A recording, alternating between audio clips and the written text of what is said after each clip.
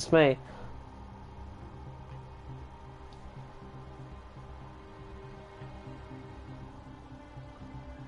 Oh man, yeah. So I'm actually a bit gutted Jake isn't racing this evening, racing at home, because he's not usually like the fastest, but you know he does well during the races. But it looks like it's going to be a battle between Speedster and H Racing Green. I think there was one other guy they mentioned that was fast. I can't remember who that was. I know Nissim's quite quick actually. I think there's another person I can't see right now, or maybe I've forgotten the name of.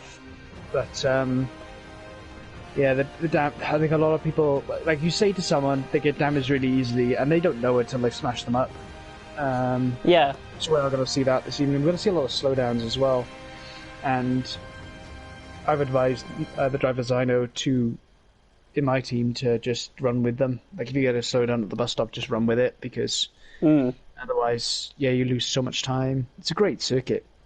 We're hearing a lovely conversation here with Ash, by the way. Good evening, everyone, and welcome to CRC LMP3. Goodness me, I was trying to let Ash finish, and then I realised that we were live, and I was thinking to myself, he's just nattering away. So the first minute of the stream, I think, can be edited out, so we can get the formal introduction in. But still, we are live for CRC LMP3. It is round 1 of the season, as you can see. It is the Daytona road course. I, of course, am James Head, and I am joined by two-time CRC winner, let me start that again, two-time CRC championship winner, Ash Richardson. Ash, how you doing? I'm good. So, drivers and championship, just going to put that in there. Drivers and championship, yeah.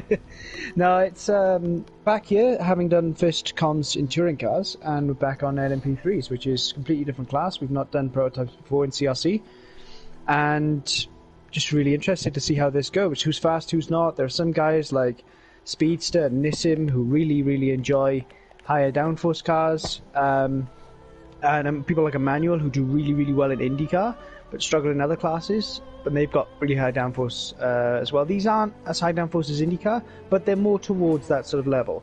So you might see a changed up order, not as much as touring cars, I think, but certainly not the normal names at the front. Yeah, speaking of the normal names as well, just having a look at the drivers list this season, obviously we've got a majority of the drivers that have competed in CRC last season within Tier 1 and 2 for the GT3s. Obviously this is quite different, but two names that I want to mention who are relatively new and are returning faces actually to CRC.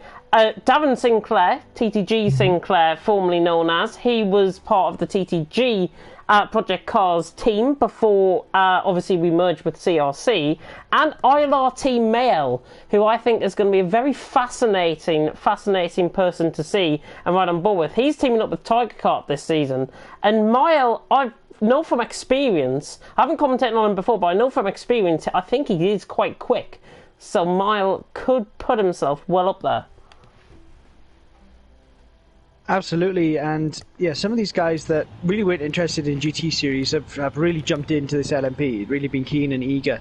So I think some of them have got something in their back pocket. I know H Racing Green has definitely done a season recently with AOR, and some of these guys are. Hopefully we'll get some surprises. It'll be quite interesting. I think someone's just got a pit lane penalty. Yeah, I'd run on board with that. That was Bart speeding out of his pit box at 60 mile an hour. 60 mile an hour. We've begun. 25 seconds into the season and Bart has already picked up a driving infringement penalty. Unbelievable.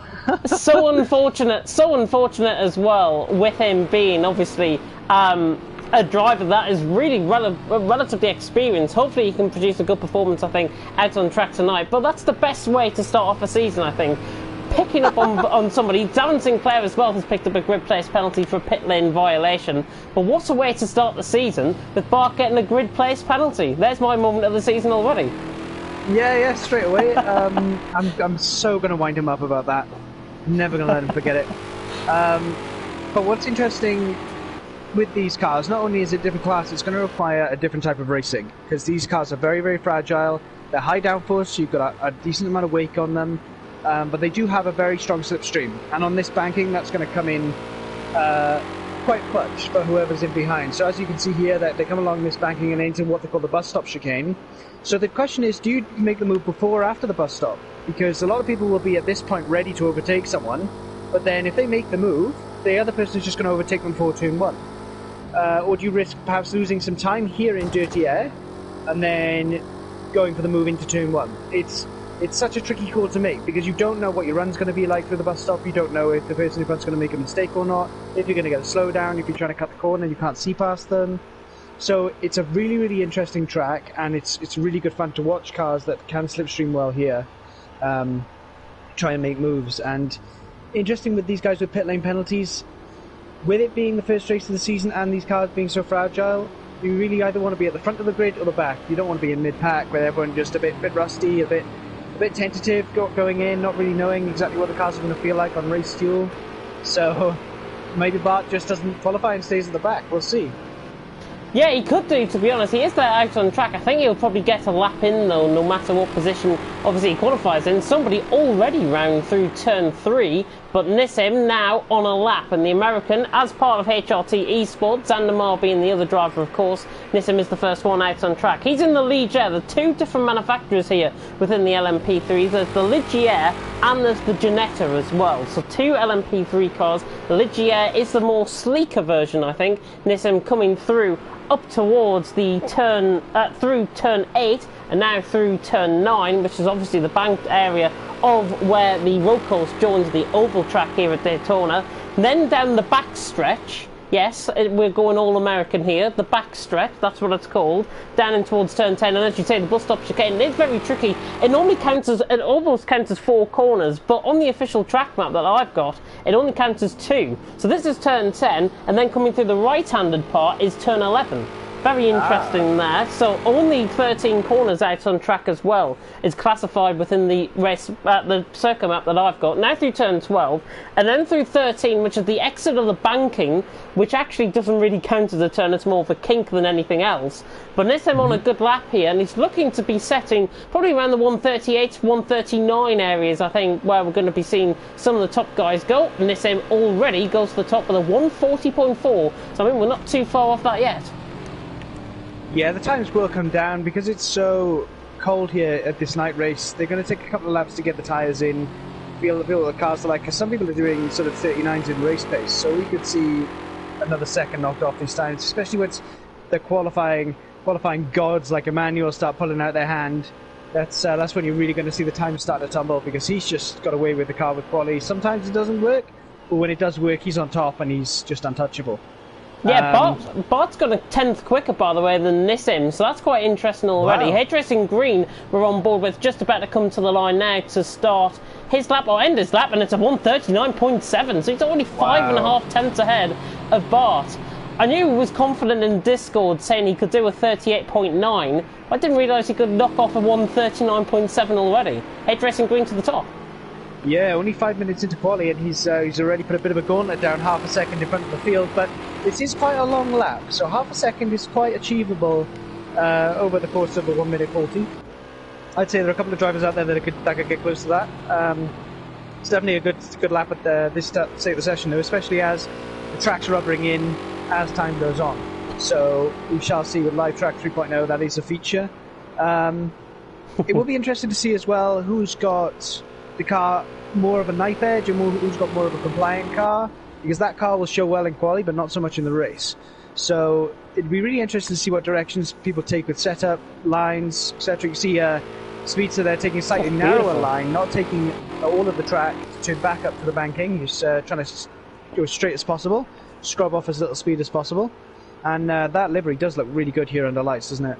It really does. That's actually the livery I was using in a practice session that I was doing earlier on, the Monster Energy livery, running in car number 11 for the Hesketh S2V Esports team, which is called the team within our CRC, of course, and Speedster, setting a 154.8, so it suggests to me that that might have been either an outlap or possibly he made a mistake somewhere out on track. But I know Speedster can probably go a lot quicker than that. H-Racing Green as well, went second. He improved on his lap, 139.7, and as I say that, he's just gone for 138.9. He's 6 tenths clear of Nissim, and Andy in third. The second separate the top 3 already. H-Racing Green looks on fire already. Yeah, he's done a very good job there. He's not really shown his hand too much in GT3s. It was rare that he came through on the Bentley, but the Bentley is a slower car. In touring cars, he was there or thereabouts, but often suffered through a lack of practice. But this one, he seems to have his setups nailed, and he's ready to go. Yeah, nice lap there from ILRT Mail coming in on his debut, going 7th ahead of Flaky, so another ILRT driver. And in fact, all of the ILRT guys pretty much around each other. So we've got Flaky and Matter teaming up in the ILRT Janetta, and ILRT Mail and Tiger Car in the ILRT Ligier. And it is currently Flaky from Mael, from Tiger Car, from Matter. The 7th to 10th, all separated by all ILRT drivers here tonight. Quite fascinating, I think. I'm just going to catch on board with Speedster, who I think is approaching at the end of his lap. He's 14.5 seconds up, which suggests to me as if he's going to be going around Andy sort of area and Bart sort of area. So maybe 3rd and 4th. We'll see what the American can do. Of course, part of the S2V Esports team. And S2V, of course, have been really gaining a lot of following on the F1 side. Speedster across the line goes 4th, so literally right in where I predicted. There's a prediction I've made already tonight that has came right. I seem to be getting better at these predictions, to be honest. Made a mistake into turn 1 though. This lap is ruined. He might go back to the pit lane. Now, Speedster's in the Janetta, but a majority of the field are in the Ligier. So is that someone with damage there? That is Nissan with damage. Nissan with damage. Looks like he's hit. Well, the right-hand side of the car has probably hit the wall. That's what I can probably tell. You can see by the light being not lit up. Probably hit the wall somewhere right on track, and I have a feeling it might have been through the bus stop chicane. That's just very strange. Why would you not pit and redo it? Maybe he's waiting for this slipstream with the person in front to see if he can get a good run then, set himself up for a lap, or perhaps finish his lap. No, he's back off the throttle. He's either waiting to give someone slipstream, or he wants slipstream. I'm not sure. I think he's waiting for the person in front. What's happening here? No, he's very tactical. Yeah, he's had an invalid lap by the looks of it in the race feed on the bottom right. Matter as well has had a lap time invalidated. So Nissim, probably with the track limits extension, that is probably why he has been caught off. And I mean, there's a banner in the middle of the bus stop chicane there. Just trying to run on board with somebody. Yeah, just trying to run on board with somebody who's near the scene. I think Speedster's coming into that. Speedster's about to hit that chicane, I think. No, he's not. He's about to come around the final corner to come across the line. My bad. Very difficult because it's just an oval and you see the inner circuit. It's very difficult. Back 4 places, I think. Someone hitting that chicane now. Sam Hesketh. Is that banner gone? Yeah, the banner's gone. So obviously someone's eaten that. Yeah, somebody's put it out the way. Sam is actually 6/10 up. Yeah, Sam is 6/10 up and doing a fantastic job, I think, so far out on track. So, sorry, I keep on cutting in on you. No, that's all right. No, it's he's in 9th place, and he is doing a good job, and him and Speedster could be a formidable team this season. Let's see where he ends up here. Improves his lap. Place, yeah, but he improves his lap. That's quite a big gap to improve and not actually gain a place. Wow, look at the gap between Darren Sinclair, Sam Hesketh, and Flaky. There's a big gap there. It's a split in the field. Massive gap between Sam and Flaky, especially. It's a second gap, 1.1 seconds, in fact, nearly. Wow, significant gap. I'm just having a look through to see if there's anybody coming towards the final couple of corners. High grade, part of Tier 2 last season in the GT3s.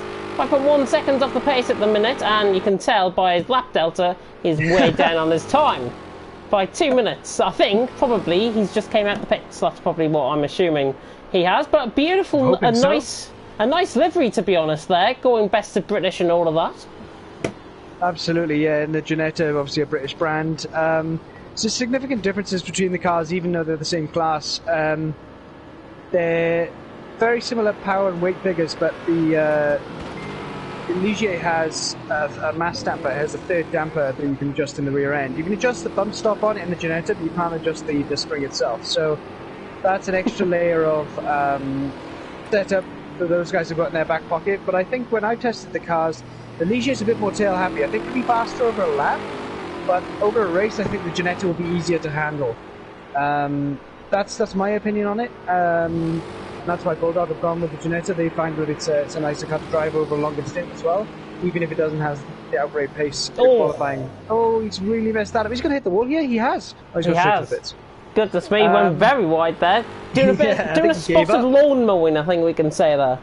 And they will be lawn mowing with that splitter on the front. As you can see, all that detail and that aero on the cars, that's what can break off when you start making contact with people. So these guys in the midfield are going to have to be really careful, and that's what makes qualifying so important as well. It's not like GTs and touring cars that we saw where everyone's sort of damaging their bumpers and pushing people out of the way. You do that here, you're in big trouble, because you're losing not only downforce, but also you can have hotter engine temperatures, you lose straight line speed as well as cornering speed, you just lose everywhere. I think we've lost High Grid. Oh, he's been disqualified. High Grid's been disqualified from the session for a pit lane violation. I think he's sped in the pit lane, and he's been disqualified from the session. That can happen if you speed too many times. So you'll get a penalty, one penalty immediately, but if you keep pushing those, you'll get multiple penalties to a point where you get disqualified, or perhaps he's done it before, and then he's gone out and done it again, and then it's disqualified him, because I can't imagine he's spun or gone backwards in the pit lane or anything.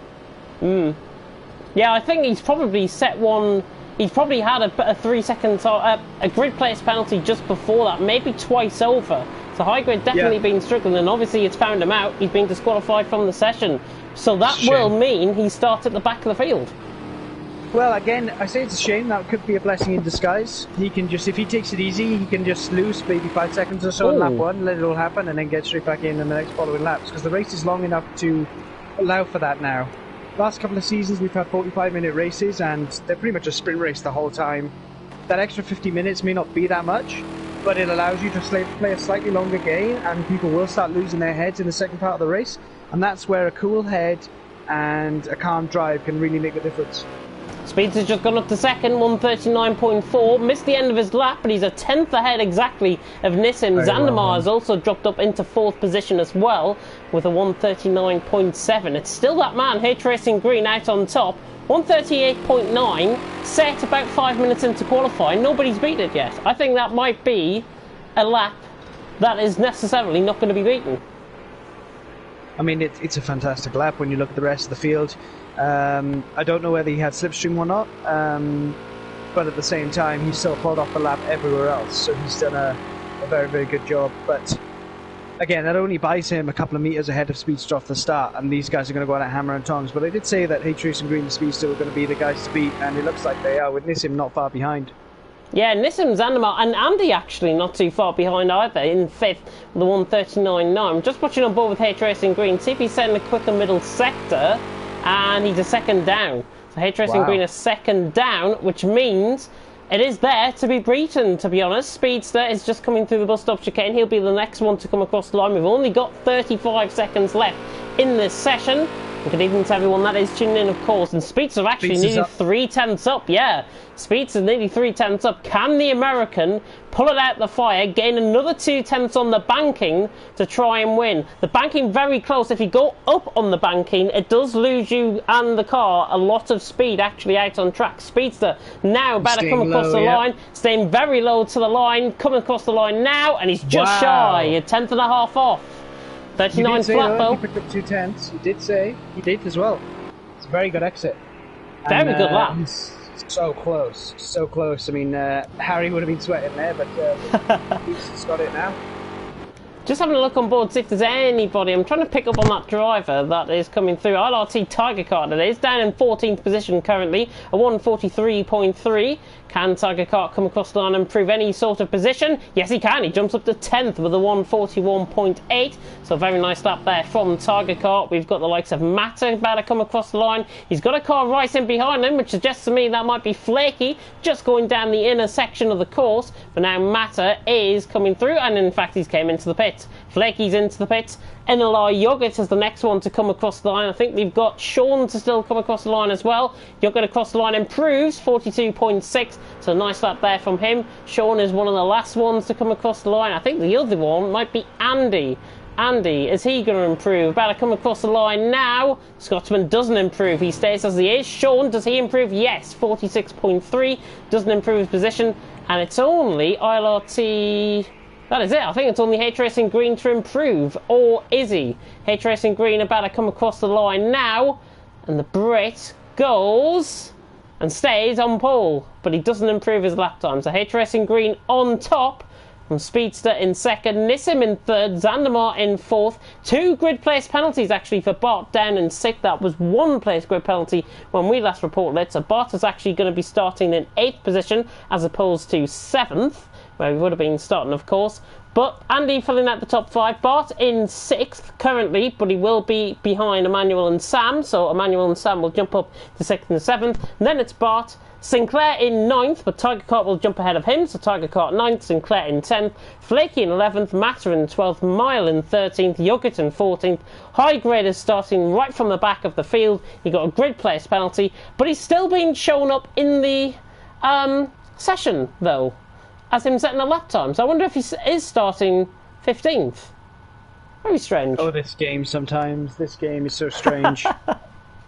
Very really strange. is. I think Sean actually will be ahead of him. So I think High Grade, anyways, is going to start at the back of the field because of his grid place penalty. Yes. Let's find out.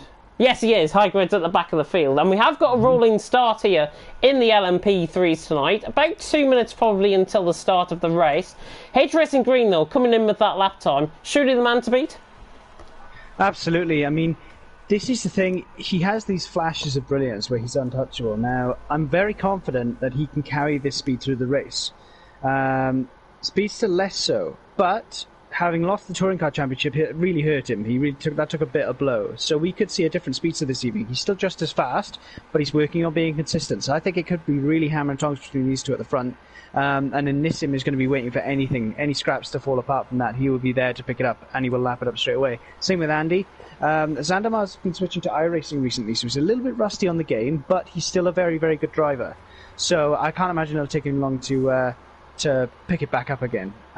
Just a quick one. Racing at Home isn't here at the moment. I sent him a package containing very deadly viruses as a race victory, as a championship victory post his touring car win, and he has fallen ill. So we are not upset at all, and the racing will be infinitely better now. I think he's in the comment. I'm sure he's in the comment section as well. I'm sure I saw a comment that was directed to you there on YouTube. Trolling, sending hate and abuse in, this guy. No, well, thank God he's not here. We're very fair people here in TTTV, honestly. we love to have viewers tuning in from everywhere, pretty much around the world, obviously with everything that's going on. Yeah, just not from Southampton. Southampton, no. Yeah. Stay down south. You don't come to Sunderland. No way.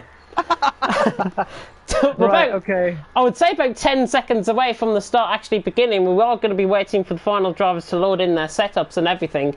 But quickly, because it's a rolling start, who's your top 3? I'm going to go with H Racing Green to win, with Nissim and then Speedster. How about you? I'm going to go Speedster, H Racing Green, Zandamar, I think. First, second and third. Okay. The rolling start, though, has begun, which means the lights are about to go out. On the season here for CRC, LMP3, we are underway, and Speedster gets a very good start, and in fact he's on the inside line, and I think H Racing Green is just going to have this down on the inside. Zandamar and Nissim are fighting out for position. Down through turn 1 we go, and H Racing Green maintains the lead of the race. Speedster had a good start, but now Nissim is round on the back of him, coming through turns 2 and 3, right on the back. Sam has gone round, and I think Zandamar's dropped a couple of positions further down the field. All looks clean, though, from my reckoning. There's been a little bit of contact further down the field, but H Racing Green leads. Speedster second, Nissim in third, Andy in fourth, and Emmanuel in fifth. But H Racing Green has got the start that he wanted, and he's out in front early. Now it looks like Mael and possibly Sean might have been caught up in an instant earlier on further down the field. But H Racing Green leads the way. We are already nearly a minute into this race. I'll tell you what, he's got a fantastic start. He really has, and I really can't see him cracking under pressure. He's got years of experience in F1 games. Looks like Andy's just running slightly wide there. And a little bit of contact there as well. Was that Yoghurt Zandamar, yeah, a bit wide there. But he's in the slipstream now. Who is this? This is Emmanuel. He looks like he's going to pass Andy here, and Andy would be wise to just... I don't know. Actually, he's not sure what the footing's going to be. Andy's must be running less downforce because Emmanuel's pulled out and he's not really passing him. He's going to go for the move here. He'll have to brake very, very late and go around the outside and hope the inside he has. Emmanuel's going to go around the outside. It's a bit awkward. Andy left him room, but he's left him too much room. He's got him. This could be a slowdown here. Oh, Andy just left him too much room there. There's Sam as well. Driving from both. Sam's gone past too. These guys, obviously, they've all got the message that these cars are very, very, very fragile. So they're all just kind of leaving each other a lot of room and they're all bouncing around on the banking here. But I was surprised that Emmanuel held on side by the side for outside second. Nissan and Oh, good grief. Speedster, this is for second. Nissan very high on the banking, he's just about got the car ahead. Speedster on the inside line. There's 3 wide in the background as well between Sam, Emmanuel and Andy, and I think Sam has actually got the move done on Emmanuel, round the banking, through on the start finish straight. He's just run wide a little bit, there's a little bit of contact with the wall there for Emmanuel, but he's through and he's up to 4th. So Emmanuel through and he's up to 4th, and Speedster has been overtaken by Nissan, but it's still H Racing Green out in front, and that gap is increasing. Yellow flag. There's an NLR guy just before the start finish line. Myel, I think that might have been. ILR, okay. He's gone back to the pit lane. That's a shame. But Nissan did a really good move there on Speedster. He hung high on the outside, as you said. You saw it straight away. Oh, we've got contact here. Who's been shunted off? Hesker, Sam and Emmanuel, I think that was. There's a cone gone flying. What did the cone do to you? I do not know. But Sam is through and he's up to 4th. As well. Yeah, Andy's dropped places. I wonder actually if there might have been 3 wide coming through the corner before the horseshoe. That's what I think might have happened. There, yeah. Target car's up to 5th. He's done a fantastic job of just avoiding that contact. He's just stayed out the way. Could get 4th as well here. Andy, Emmanuel, and look at the closing speed of Emmanuel. Oh my word, 3 wide into the bus stop chicane. Jeez, and there's contact. It looked actually as if Target car might have just lost the back end and Emmanuel was in the wrong place at the wrong time. That's, to be honest, it didn't look like it was contact, I don't know. Yeah, it looked like Emmanuel did run into him a little bit, but again, we haven't seen it from Emmanuel's perspective. Could we got the other angle, didn't we? Yeah. Definite contact there, and there will be front end damage. Now, the 2 Bulldog Racing guys are together here, the 2 blue and white cars. Andy's just headed down. I think Andy's got some damage because look how slow he is in the straight line. He's letting his teammate pass, I think. Oh, could be 3 wide down towards someone. Look at Zandamar trying to go around the outside as well. Emmanuel trying to have full play on that. NLR Yogurt is out. Oh, and who's that off? That's Speedster, from second. Speedster is off through turn 1. He's overbroke himself, I think, clearly in towards turn 1. There's another car that's round in the background. I'm trying to pick up on who that might have been. It was Tiger Car. No, it wasn't. It was Myel. No, somebody was round there, certainly. Oh, it's Matter. Matter had a bit of contact, I think, maybe with someone. He's let and he's let the guy ahead through, which was Tiger Car. So I wonder if those 2 make contact. Matter's round. Oh, as well. Hot tyres there. Yeah, lost her purely by herself. The rears do really hot up when the cars are lost. And Matter sadly down into 15th position. We've got battles all the way down the field again. We need a bit of a Ted Kravitz in the commentary box with us. But H Racing Green leading, Nissan second, and Sam all out of his own now in 3rd. Darren at Sinclair is up to 4th on his debut here in CRC. Andy in 5th. Emmanuel coming under pressure from Zandamar. Yeah, both have damage here. Both Emmanuel and Zandamar both have damage, so it'll be interesting to see how much it affects who and where. Yeah, you can see Zandamar there very, very light on the brakes. He's just unsure on the entry, but he seems to be faster off the exit than Emmanuel and will make the move here. They could get Andy as well ahead, I think. Andy very slow. Here's Zandamar on the inside. Goodness me, this is very close. There he is up the outside of the banking and he's through. So Zandamar's through. He's up to P6. We'll come back on board for a run down towards turn 1 with him. And look at Darren on the back of Sam. He's beginning to catch down towards turn 1. Is Zandamar close enough for the move on Andy? No. Don't think he will be. Tries to switch it back around the outside. Emmanuel's up the inside. Emmanuel's up the inside. Oh, he is. Oh, there's a little bit of contact between these 2. Shocking camera angles, shocking camera footage, but Emmanuel and Zandamar are still side by side. And he's got the move done. Emmanuel's through. On the brakes. Very good move, very good move. Emmanuel read the situation well. Spencer left more room, Zandamar left more room to allow for him to cut back on Andy and lost focus on Emmanuel. Emmanuel just sent it back up the inside. Oh, Darren's trying to go around the outside of turn 4. Can he get the move done? There's Andy up the inside line as well. So the 2 cars, both in the same team, of course, for Bulldog Racing, having a fantastic battle. But there's a right train forming behind Sam. There's a 5-car train from Sam all the way back to Zandamar, separated by about a second and a half. And Andy's just made a mistake. Something's wrong with his car. Since the contact with Emmanuel, he's just fallen further and further down the pack, and that's really unfortunate because that's the thing you learn and you practice with the car feeling one way, and all of a sudden it feels different. But here comes Darren Sinclair with no damage, trying to pass. Who's this? Sam on the outside. I think he's going to wait here for the back straight. Yeah. See him going high there. Going to cut back in now and try and get the run on Sam coming onto the back straight. Sam's wide. Going to compromise his exit here, but I believe there's someone very close behind Darren Sinclair as well. It's Emmanuel. this is what I mean about where you take your move. Like, oh, do you do it now? Do you do it before? It looks like he's made a good choice in doing it now because Emmanuel can't quite keep up because of his front end damage. But now he's going to get the toe when neither of these two guys are. And here comes Zandamar behind. Emmanuel to the inside, I think, could probably get 3 wide into turn 1 and could get them both done. But look at Zandamar as well, yeah. 2 wide, they're going to go. Noah's Ark formation as they go. Nearly 2 by 2 they go. But Sam, oh, just about loses a bit of opposite lock. Darren's around the outside. Can the Scotsman get the move done? Wow. No, he can't. Sam, good defensive driving. Andy back into contention. But Zandamar and Emmanuel, they're stuck together like glue and they're still side by side. Brilliant stuff. And Andy's up the inside as well, trying to get the move done. Little bit of contact between the both, side-on-side contact. But Zandamar is through. And I think there was a bit of contact further down the field. Speedster down to 10th. So Flaky's now ahead of Speedster. And as I was saying earlier on, you know, Harry's got Matrix and Green. He's got very lots and lots of experience. You know, lots of situations in different cars, in different classes, on different games. You know, that you can't underestimate how much confidence that gives you in a race situation. He can just deal with so many situations without really thinking about it. Speedster is trying to do the same. He's mostly an F1 kind of guy, but he's a lot younger, and unfortunately he's made a mistake. He's gone off at turn 1. But here comes Darren. Once again, switches to the inside this time. He's got the run. Yep. Oh, but I tell you what, Sam is trying to defend with all of his might, and he has just about done that. But Emmanuel will cut back on board with him. He's right on the back. He has got a penalty as well. I'm not going to quickly check this. I'm not even going to take my eyes off the action here so far. We'll try and check it at a better point within the race. There is a car in the pit lane, by the way. It could be ILRT Matter that is in the pit lane. Oh, but look at this. Who's that? Zandamar.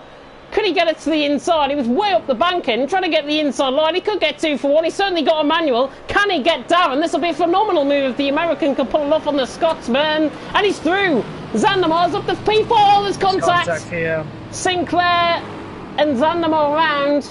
And Emmanuel, I think, was caught up in that as well. So just a little bit of contact. Sinclair might have got a little bit late on the brakes, perhaps, or Emmanuel, one of the two. He looked fine. He looked like to have enough distance to Zandamar, but it looked like Emmanuel was very late behind. And if he hit Sinclair, it would have hit Zandamar. So again, we didn't see because the camera angle there is shocking into turn 1, always is. We didn't really see, but definitely there'll be more damage now on those cars, which is a shame. See, Darren went for the move into that bus stop, but he went to the inside and then changed his mind and kind of half backed out of it. So what that meant was they were both slow off the turn there, but Sam got away. So it's like, if you've got to commit to a move, commit to it. But he couldn't have got down the inside there anyway, so he kind of just put himself in a bad position. But what it does mean is Sam's defending very well. Sam catching Sam catching a massive bump there down the straight. Can Darren get the move done? We'll cut the trackside cam and not have the shoddy camera work that I've been doing. Oh, and he's into the back of him! No, and he's spun him, and Sinclair's going to wait for him. Sinclair will wait for him, and Sam's got back underway. Good sportsmanship there. Good sportsmanship. We were lucky not to see Sinclair completely just torpedo another car. We were very lucky there, and that was interesting because it looked like the move was on all fair and clean, but then it's just fallen apart there. Misreading, miscommunication between the guys. But Emmanuel's making a move on Andy here, but Emmanuel's got slightly more damage, I think. So Andy might have slightly more straight line speed, but it's Zandamar that's going to come out of nowhere during this.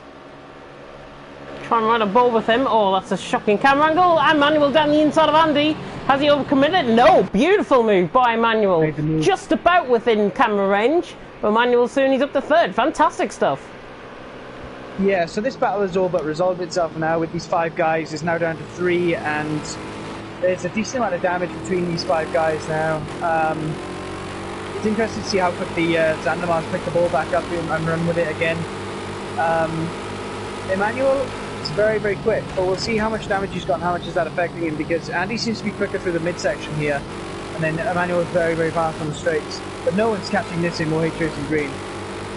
Nobody is catching him, and Nissim, in fact, has fallen 3.5 seconds behind. The American is keeping up valiantly, but I think the Brit is going to do this fantastically stuff. The rotating views, by the way, have now got the cameras on all, so you might be able to see better camera angles. That's what my impression is. We've got trackside cam now, but Andy right on the back of Emmanuel. 2 tenths separating. Not going to be 2 tenths down into the bus stop, I think. Is Andy going to try and go for the move around the outside? The Scotsman has just about got the car ahead, I think. He has got the car ahead. He's going to go for the move. Fantastic stuff by the Scotsman. Can he force him off? Yes, he does. Andy is through, and he's up into 3rd position. Great control on the car there, and Emmanuel, I don't think, had no chance, but with it being a right-hander corner, always going to be off camber. Andy's through, and he's up to 3rd. So you can see how high Emmanuel's engine temps are there. They usually want to be around 220, 230, and that's at 250. So it shows how much damage he's got on the front end. And he just couldn't stick with Andy there. Andy managed to go around the outside, outbrake, and get into the corner alongside Emmanuel. And Emmanuel is not an easy guy to pass. And here comes Speedster. Is it Speedster or is it Sam? No, Sam. I think it's Sam. Sam trying to go Sam down the inside of Zandamar. Zandamar. Oh, there's contact. Here. Slight bit of contact. Zandamar is still there.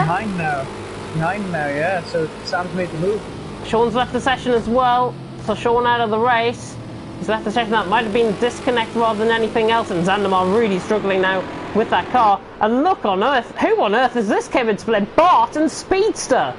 2 teammates that made contact in Ruapuna Park 2 weeks ago. Now in the LMP3s, and they're going at it again. Yeah, there's no love lost between these guys after the teammate battle of Ruapuna Park, the infamous I'm not giving an inch. Emmanuel spun there. Emmanuel spun. He's gone into Sam. He's going to have to rejoin track in a safe manner. Flaky's got to be aware of him. Flaky's through. Emmanuel will rejoin track now, and he's back down in 10th position. Unfortunately, he just lost his experience there. Yeah, he just lost the back end. He did. I think he went in a bit hot. He was probably hot with your tyres, but he showed his experience. As soon as he realised he wasn't catching the spin, he held the brakes. It was just unfortunate for Sam, wrong place, wrong time. But then everyone else hopefully avoided him. And he's absolutely flown up the road, by the way. He's 3 seconds now ahead of Sam. And Nissim is beginning to try and catch H Racing Green. 2.8 seconds. I wonder if H Racing Green's made a slight bit of mistake. But now, Zandamar is looking like he's got suspension damage, I think. I think he could be making a trip into the pit lane. Something has definitely happened here with Zandamar. So slow. How strange. Answers on a postcard for that one. Speedster trying to go around the outside of Bart, down through turn 1. Again, bit of a shocking camera angle, but he's got through. Around the outside he goes, and Speedster's through and he's up to 5th, and he's got his teammate right ahead of him. That was a good move, and I think Sam is going to be suffering a bit of damage since that contact with Emmanuel, so there might be a bit of team orders that come into play between Sam and Speedster, but great move on Bart there, and he held it right on the outside edge of the track, so using every inch of the road there. That was a shame that happens. It looks like Emmanuel has pitted now. He's actually given up with that damage. He's going to pit, and he's got 45 minutes left to go. So, if you're watching the V8 Supercars E-Series, Shane Van Gisbergen got spun in one of the oval races, and he made his way back up from the front. It's not the same thing, but he kept at it, and he got a few lucky breaks with safety cars, and he got going. We haven't got that here. However, I can see Emmanuel still finishing with a decent points finish, top 10 maybe, coming into this race. Well, the new points format here, we have got new point system, and it's all the way from 1st down to 15th where the points are scored. 14 drivers currently going, so the minimum that anybody could be scoring here tonight is 2 points. That's because of Sean and because of Sean and somebody else that has retired from the race. Forgive me if I forgot your name. But in the meantime, we have got Sam now under attack from Speedster, and we can see now the transition tonight because the sun is beginning to fall. Yeah, this is good. We've got the racing slightly later, and that means we can have this transition. But as the light falls now, we've got Speedster closing in on Sam, and there's the damage for Sam. Look how much space Speedster's got passing Sam in a straight line. Oh, but Sam's coming back, they're staying low. Yeah, Speedster's got so much more speed. Yeah, that's right. And this new point system, pioneered by me, it wasn't Racing at Home's suggestion at all. He claims to think it was, but I said it would be better, and they've taken me up on my suggestion. It's a very good system because it means that if you have an instant like Emmanuel has now, and he's had the pit, and is that Mael has also had the pit as well, Mael. It means they stay in the race. It means there's something to race for, because those couple of points can make the most at the end of the season, you know? Yeah, it was Mata the one that pitted. I think he said Miles. I'll correct you on there. I think Miles could be running 10th or 11th. We'll check the timings actually. There's quite a few drivers that have picked up. Yeah, Miles down in 11th. There's the penalties on your screen. Speedster with a second, Zandamar with a second, Flaky and Tiger Kart with 3 seconds, and we've also got a manual on 2 seconds. So not really severe penalties, but certainly enough that could change and influence a change in the result. Oh yeah, that's and we'll see a lot more to come over the course of the race as people start to fatigue. The light levels drop as well. It's just so easy to make a mistake because all the apexes are so fast here. Interesting to spot as well when you had the screen up there that Speedster's last lap was half a second faster than Andy's, so we could see Speedster on the back of Andy in no time. Yeah, there is the proof as well. 141.2 to compared with 141.8, so actually nearly just over 0.6 of a second, I think. Speedster quicker than Andy that time around. And in the meantime, Sam has suddenly came from absolutely nowhere and he's on the back of his teammate once again. And the teammates are going to go side by side. Are they in towards turn 1? No, Sam backs off.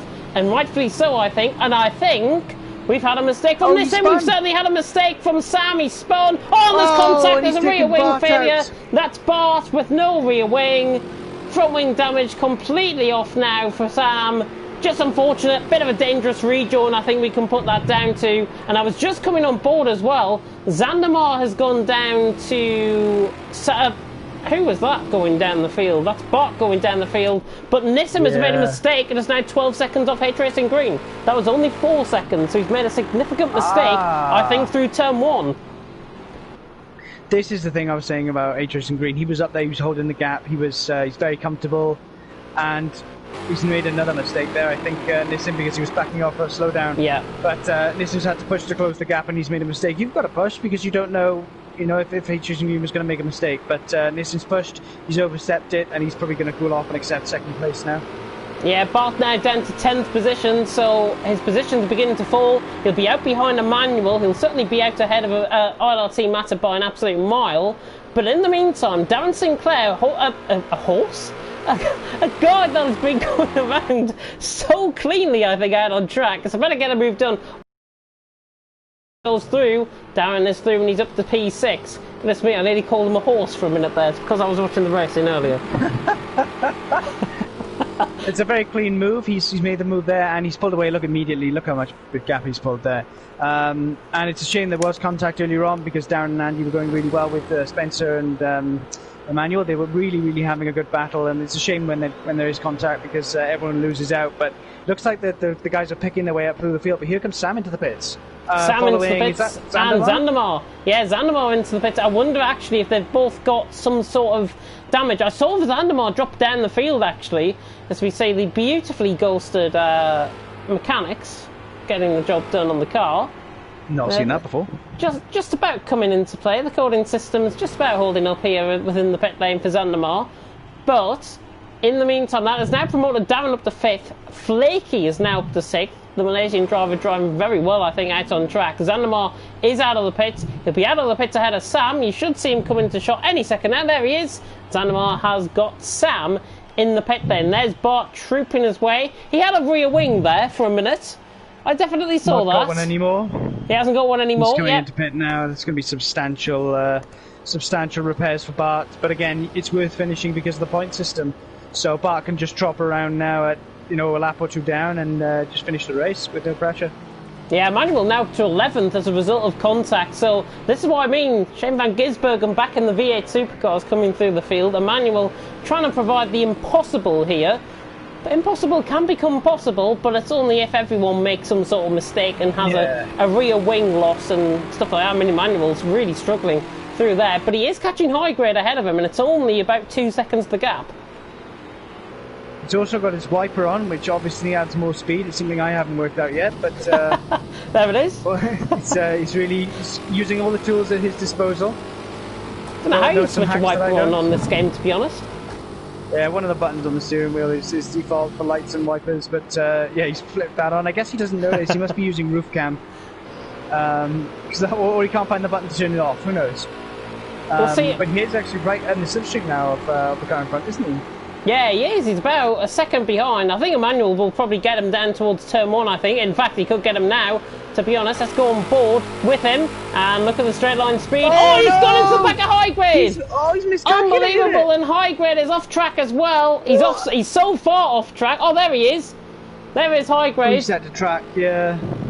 And Emmanuel into the back of High Grade. High Grade, I think, stuck to his line perfectly well. Emmanuel tried to go into the slipstream. He realised he was closing up a little bit too late, and I think he knows because he's just about waiting up now for High Grade. Yeah. He will drop behind Sam, who is now going to inherit 10th position again, and Emmanuel goes down onto the infield and should let High Grade through. There is High Grade going around the outside. He should get past him eventually. Yeah, we all make mistakes, but that closing up was very reminiscent of Mark Webber Valencia 2010, where Emmanuel just completely misjudged it. I don't know if High Grade braked early or Emmanuel just literally was that fast. He must have quite a lot of damage, but he's then let Emmanuel go again. I think he's got significant damage. Look how careful he's being. High Grade definitely got damage as a result of that. He nearly flipped, I think, actually, out on track. So High Grade now down to 12th. He will still have to troop on, though. He's got Bart about 40 seconds behind him, roughly out on track. But we should cut to an ever-increasing and decreasing margin, in fact, between Speedster and Andy. The gap, to me, is 4 seconds on the timings. It doesn't look 4 seconds to me. It looks a little bit more than that. I think it's about 5 seconds. There's Andy, and there's Speedster running wide. But Speedster beginning to hunt down on Andy for a possible podium, and I don't think we would have been saying that a few laps ago. No, Speedster was way down, but it comes back to my prediction of H-Racing Green, Nissim and Speedster there, but it will be interesting to see, because Speedster's obviously quicker than Andy, as he's shown in multiple laps. Now he's doing faster. Last lap they were very similar, but he's done high 40s, where Andy's sort of mid to low 41s. But Speedster's making mistakes. Every couple of laps he makes a little mistake, he loses a bit more time, just like he did when he was following Harry and ended up in the wall at turn 1 and turn 2. So if Speedster can keep it together, he'll get Andy, because he is that little bit faster each lap, but every time he makes a mistake he falls further back. So if Andy just keeps a cool head and Speedster get him, that's cool. As long as Andy doesn't make any mistakes, that's the best thing he can do to protect himself from Speedster. Yeah, Flaky hunting down Darren as well. Darren doing a fantastic job on his return here to CRC. Obviously he was part of the TTG lot. Bart, by the way, is back into the pit lane. I wonder if he's had another bit of contact out on track with the wall. Bart is back into the pit. Matter could go past him soon, but Flaky, the other LRT man, is on the back of Darren. Darren, of course, former TTG member, actually. And look at that, 5.5 tenths up. Flaky, I think, guaranteed turn 1 move. It'll be interesting to see if he closes up that much. Again, it depends how much damage he's got. I don't think he's got that much, because he's running 230 engine temps, so that's pretty much what you want to get. But I don't think you get him by turn 1, no. But I think the car in front's running less downforce, because that is quite substantially slower. Yeah, Darren, I'll tell you what, Flaky trying to switch it to the inside line. Darren has to take avoiding action. Thought there was going to be a bit of contact there, but Darren holds on to 5th position. Flaky in 6th. But I'll tell you what, fantastic racing here. As always, there's been a little bit of contact, but we can forgive that, I think, within the LMP3s. But a developing situation is Emmanuel going around the outside of Sam. I knew they were quite close. I didn't think they'd be this close when I came on board with him, but Emmanuel's ran the banking and ran the outside of him. Sam, with that front wing damage, has just been, well, to be honest, I think he's just been left behind. And that, I think, is Nissim trying to get through, is it? No, Nissim's further ahead. That would be Zandamar. No, it is Nissim. Oh. Well, they might be allowed their lap down. H-Racing Green's down into turn 1, and Nissim is 21 seconds behind, so it makes sense. Well, he's made another mistake, or is he pitted? He's made another mistake. Because that gap was about 8 or 9 seconds to Andy, and it's now, and in fact he's into the pits. So Nissim is into the pit lane. He's hit the wall. Has he hit the wall, or is it tyres? It could be tyres. Because he pushed so hard in those first few laps. Andy's staying out for 2nd. It is. Let's see if there's any change. It is, yeah, he's changing tyres. No, he's not. Let's see, more fuel going in. I didn't see, yeah, he's put fuel in. It didn't look to change tyres, or you can only do one thing at a time. No, he hasn't changed tyres. He's in. He's fixed damage and done fuel.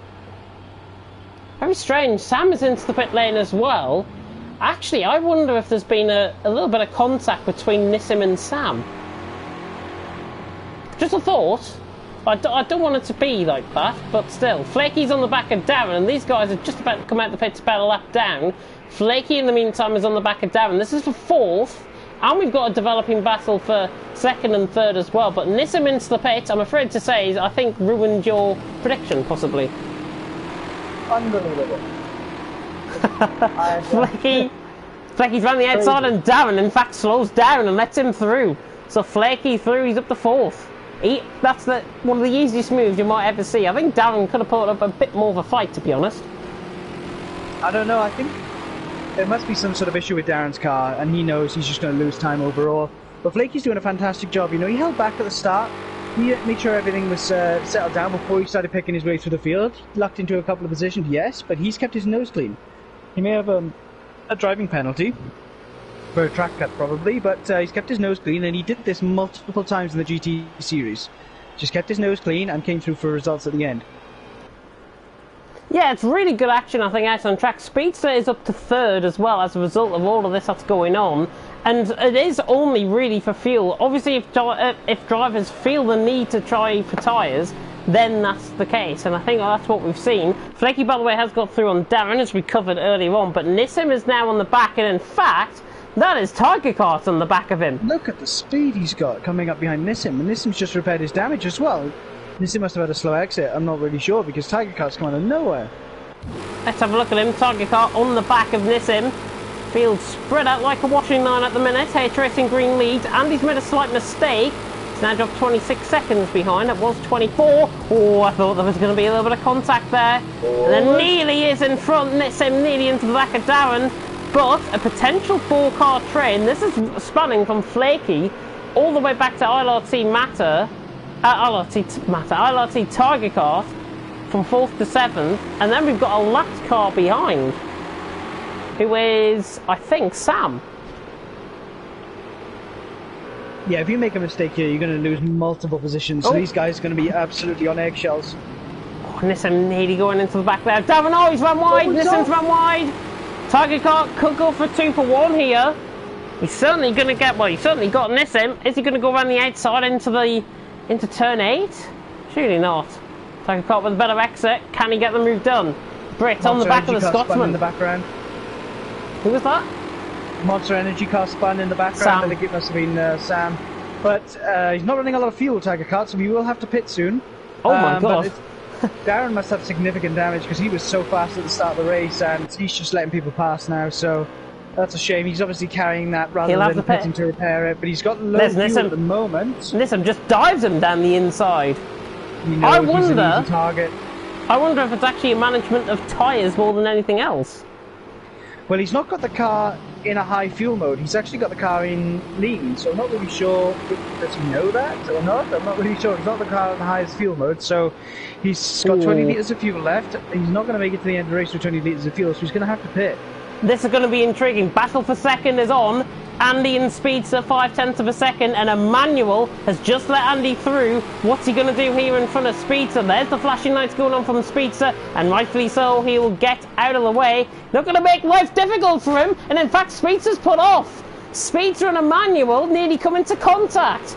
Not sure really what they're thinking. I thought that was going to be a clean let through there from Emmanuel, and Speedster has just been cost a second. I think Speedster might want to take that up, to be honest. Emmanuel was still there at the apex of the corner when Speedster had already flashed to let him pass. I guess Emmanuel just misjudged how much Speedster needed to brake for that corner, but yeah, Emmanuel could have done a better job there. Much more later on the brakes there, Speedster. Andy with a 146.5 last lap around compared to a 140.2 for Speedster. Clearly losing the time. H Racing Green, by the way, is just romping out in front. And Speedster is on the back. He's not going to be quite close enough. Manuel could still have some sort of play in this. We've got Nissim up to 4th ahead of Flaky, which I think has been completely out on track. So Nissim's through up to 4th on Flaky. We missed that, but 1.6, yeah.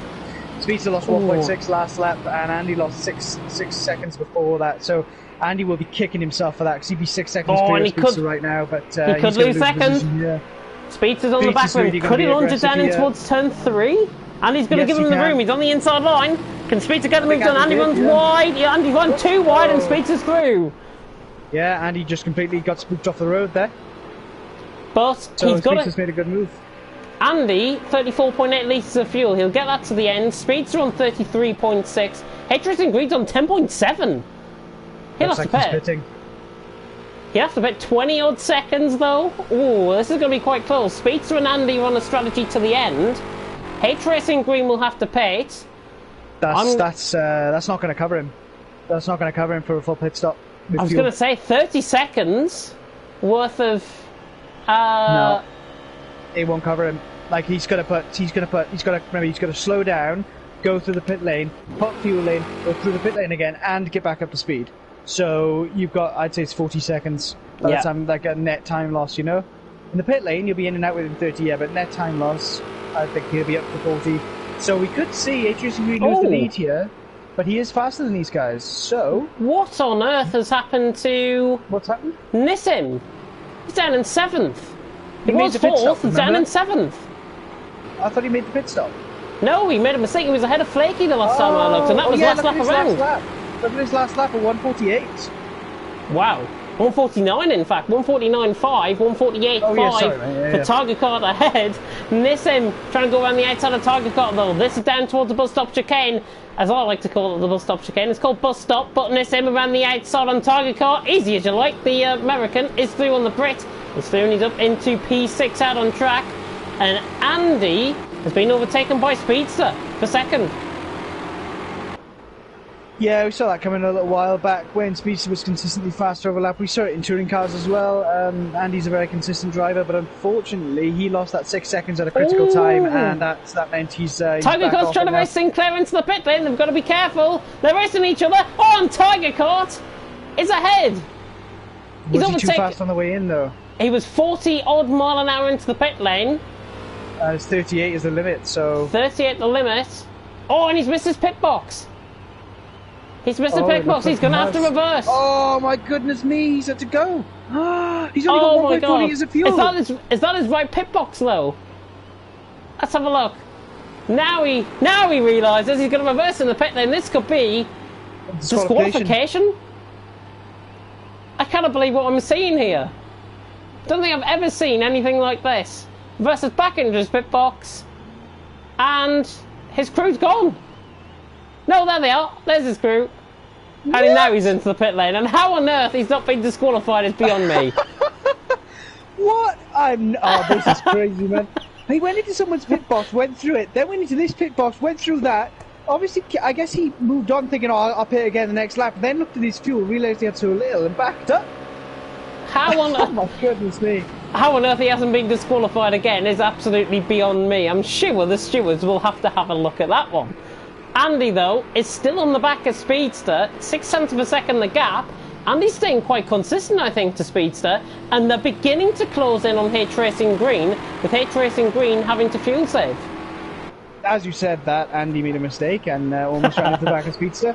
Andy will be getting the tow around here, so if he's clever and he stays close, he will actually save fuel, because he won't be having to work his engine as hard. So if he stays close, he can save himself some fuel, and he'll be doing really well. Back in season 3, when Professional and I were teammates in the McLaren, he ran out of fuel in Monza, and I didn't, because I had the slipstream of a couple of drivers for a couple of laps, and that saved me the litre or so I needed to get to the end of the race, whereas Professional ran out on the last corner.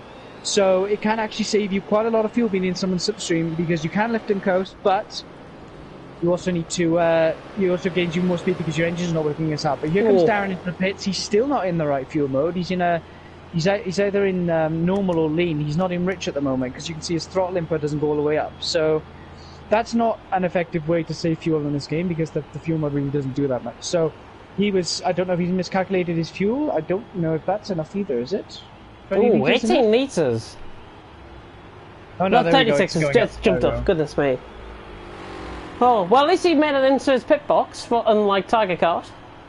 Now he's got too much. He must have not had a default good strategy on, because he's getting extra damage repaired. He's got a full tank lock. Yeah, 71 litres. They filled him up way too much. I think he's not had a pit strategy set. That's ruined his race. Andy, I think, just catching the end of that. Andy, I think, ran wide through turn 1. That Speedster still back into play. It's about 6 or 7 tenths of the gap. H-Racing Green still out in front. Fuel, 2.9 litres. He should be in this lap. you would imagine. He has to be, or next lap. He's Otherwise actually he won lost out. 2 seconds to Speedster as well, so he's something's happened here where he's miscalculated something, something's gone wrong. But also, it'd be interesting to see the difference in penalties between Speedster and Andy. How close does Andy need to be? Let's have a look.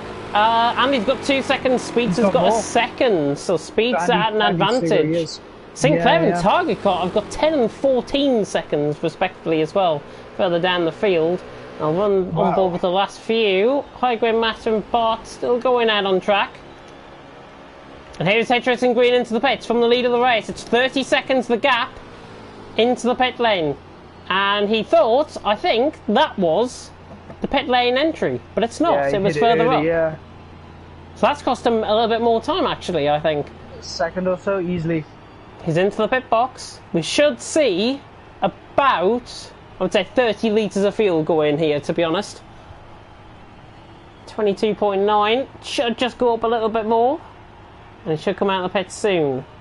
Racing it's Green, pretty in much. fact, it's more than much. 40. 40.2 litres? That's well... Way too 46.4. much. Wow. He's lost an extra 5 seconds there he didn't need to lose. So, again, this is one thing that people don't think about is doing their pit strategy. That's too much fuel. Yeah, Nissan's on the other side of the circuit, so it's going to be fine. Racing Green going to rejoin back in third. Fire spitting out of the side of the car there as he comes out of the pit lane. 22 minutes to go. Speedster leads, Andy in second. The important thing to realise is Racing Green has not got a penalty. Andy and Speedster have, and Andy and Speedster are going to be on wearing tyres and wearing fuel as well right at the end of the race. Racing Green can now put the hammer down and try and go for 1:39 lap times, I think. Yeah, I can't imagine Racing Green's going to be too happy with that, considering where Speedster was after the first couple of laps, back in sort of the lower reaches of the top 10. Now he's leading the race. Oh, I'd be so mad. So Racing Green now is going to pull out that time that no one else can match. So I don't know if Andy and Speedster will have to save any fuel at all. I don't think Racing Green took new tyres, so it'll Flaky just be Flaky is in the pits, yeah. into the pits and more fuel. Way too much. Way too 53.3 litres. Goodness me. Racing Green actually losing time to Speedster, which is quite interesting. Probably because of the fuel load more than anything else. Now down the straight, he's beginning to catch again. So Flaky will come out, I think, in 6th or 7th. Let's just see where ILRT Mael is. Mael's had a really good race here. He's in 7th. All the pit stops being made. He could go to the end. And the Frenchman beginning to come up. And I think that's Flaky coming out the pit lane now. So ILRT Mael just coming around the start-finish straight. But Racing Green 13 seconds off. Speedster looks Lost like he's 2 outpacing seconds. him. So what happens when you go through the pits? Your brakes cool down and your tyre pressures will go down. So Racing Green will be struggling everywhere until his tyre pressures come back up a little bit. The car will feel much different and it'll be slow in a straight line as well. But that should only take maybe two laps max. So we'll see if he picks up his pace now in the next lap or so. Yeah, he's picked up a second already. Yeah, we should see this then. Racing Green, 20 minutes to go, 11 seconds to gain, well, 12 seconds to gain. It's an uphill task, I'll grant him that, but it can and may be done by Racing Green. Of course, he is an AOR Tier 1 driver, if I'm not mistaken, off the top of my head.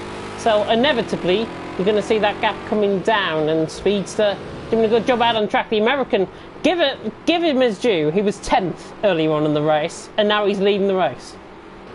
So we saw in touring cars where toward the end of the season he was doing much better in the pack, and he actually ended up having contact with the manual, and then he lost his head and it all fell apart from there. This race, he made a mistake in the early laps, he got bumped around a bit, he was in the lower reach of the top 10, and he looks like he's taking a breath and he's cracked on. And he's now putting the times in, he's leading the race. He's going to be thinking, wow, Lady Luck's been with me, but he has earned it. You know, yes, people have made mistakes, but he stayed clean and he's still making the positions up. So this is what we're looking at now. Andy's now dropping away from Speedster. He's not got the toe anymore. Racing Green is likely to close that gap, unless there aren't any mistakes at play. So Yes. it'll be interesting to see how quickly he closes it. Can Andy hold on? Will Andy have probably his best result in CRC to date, right? Yeah, it will be. Andy will be on for his best result to date for sure. 18.5 minutes left, pretty much, if you grant a few seconds or so. But Speedster out in front. Just looking at last lap times, Speedster quicker than Andy by a second and quicker than H Racing Green by nearly 0.2. So Speedster's beginning to pull out a bit more of a gap, I think.